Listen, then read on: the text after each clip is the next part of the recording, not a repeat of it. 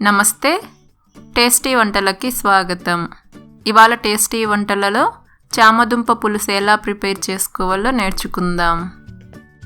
సరే, మరి దీనికి కావాల్సిన పదార్థాలు ఏంటో చూసేద్దామా. 1/2 కిలో చామదుంపలు, 1 లార్జ్ సైజ్ ఉల్లిపాయను సన్నగా తరిగి పెట్టుకోవాలి. 2 మీడియం సైజ్ టమోటోలను చిన్న ముక్కలుగా కట్ చేసి పెట్టుకోవాలి. 1/2 స్పూన్ ఆవాలు, 1/2 స్పూన్ జీలకర్ర, 1/2 స్పూన్ మెంతులు, 2 స్పూన్స్ చిల్లీ పౌడర్, 1 స్పూన్ ధనియా పౌడర్, 1/2 స్పూన్ పసుపు, 1/2 స్పూన్ గరం మసాలా, చింతపండు, మీడియం సైజ్ లెమన్ అంతా తీసుకొని చింతపండును వాటర్లో నానబెట్టి రసం తీసి పెట్టుకోవాలి. కరివేపాకు, కొత్తిమీర, సాల్ట్ రుచికి సరిపడా అండ్ 3 లేదా 4 స్పూన్లు వంట నూనె. ఇప్పుడు చామదుంప పులుసు తయారీ విధానం చూద్దాం. ప్రెషర్ కుక్కర్లో శుభ్రంగా కడిగిన చామదుంపలు వేసుకోవాలి. ఇప్పుడు అందులో చామదుంపలు ఉడకడానికి సరిపడా వాటర్, అలాగే 1 స్పూన్ సాల్ట్ వేసి మూత పెట్టి 4 to 5 విజిల్స్ వచ్చే వరకు ఉడికించుకోవాలి.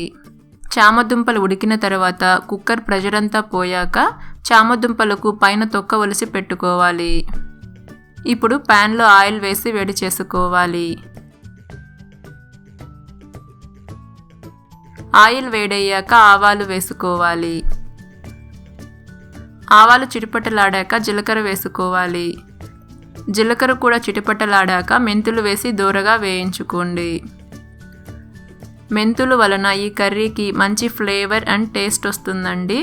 అలానే మెంతులను ఎక్కువ వేసుకుంటే కర్రీ చేదు వస్తుంది. చూడండి, మెంతులు ఎర్రగా వేగాయి. ఇప్పుడు సన్నగా తరిగిన ఉల్లిపాయ ముక్కలు వేసుకోవాలి. అలాగే ఉల్లిపాయ ముక్కలు త్వరగా వేగడానికి చిటికెడు సాల్ట్, పసుపు వేసి అంతా కలిసేలా కలుపుకుంటూ ఉల్లిపాయ ముక్కలు మెత్తగా అయ్యే వరకు వేయించుకోవాలి. ఉల్లిపాయల్లో సాల్ట్ వేసి వేయించుకోవడం వలన ఉల్లిపాయల్లో ఉండే నీరు బయటికి వచ్చి ఉల్లిపాయ ముక్కలు త్వరగా వేగుతాయి. చూడండి, ఉల్లిపాయ ముక్కలు వేగాయి. ఉల్లిపాయలు ఈ విధంగా మెత్తగా అయితే సరిపోతాయండి. ఇప్పుడు కరివేపాకు వేసి అంతా ఒకసారి కలుపుకోవాలి. తర్వాత కట్ చేసుకున్న టమోటా ముక్కలు వేసి అంతా కలిసేలా కలుపుకోవాలి.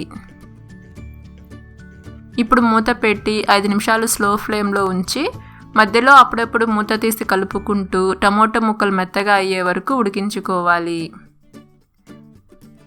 5 నిమిషాల తర్వాత మూత తీసి చూద్దాం. చూడండి, టమోటా ముక్కలు ఉడికి బాగా మెత్తగా అయ్యాయి. ఇప్పుడు అంతా ఒకసారి కలుపుకోవాలి. తర్వాత చిల్లీ పౌడర్, ధనియా పౌడర్, అలాగే రుచికి సరిపడా సాల్ట్ వేసి అంతా కలిసేలా బాగా మిక్స్ చేసుకోవాలి. ఆల్రెడీ మనం చామదుంపలను ఉడికించుకునేటప్పుడే దుంపలకు సరిపడా సాల్ట్ వేసి ఉడికించుకున్నాం కదండి. సో ఇప్పుడు సాల్ట్ చూసి వేసుకోండి.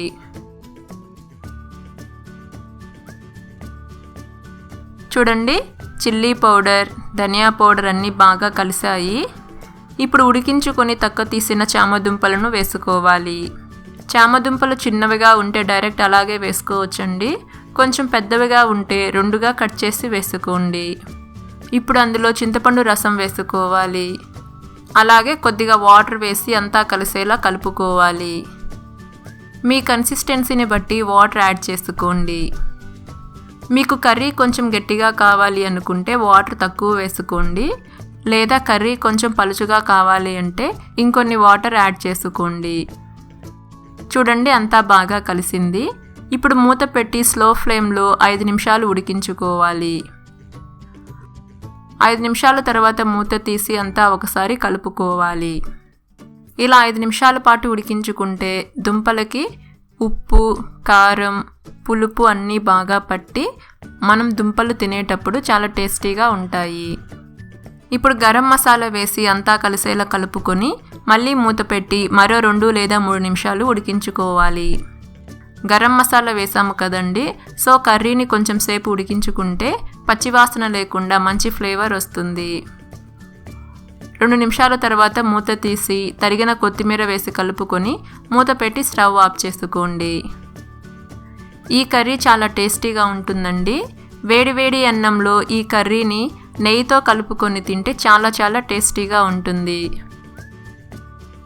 చూసారు కదండి, ఎంతో సింపుల్ అండ్ టేస్టీ చామదుంపల పులుసుని ఎలా ప్రిపేర్ చేసుకున్నామో. మీరు కూడా ఈ రెసిపీని ఒకసారి ట్రై చేసి మీ వాల్యుబుల్ ఫీడ్బ్యాక్ని కింద కమెంట్ బాక్స్లో కమెంట్ చేయండి. Thank you.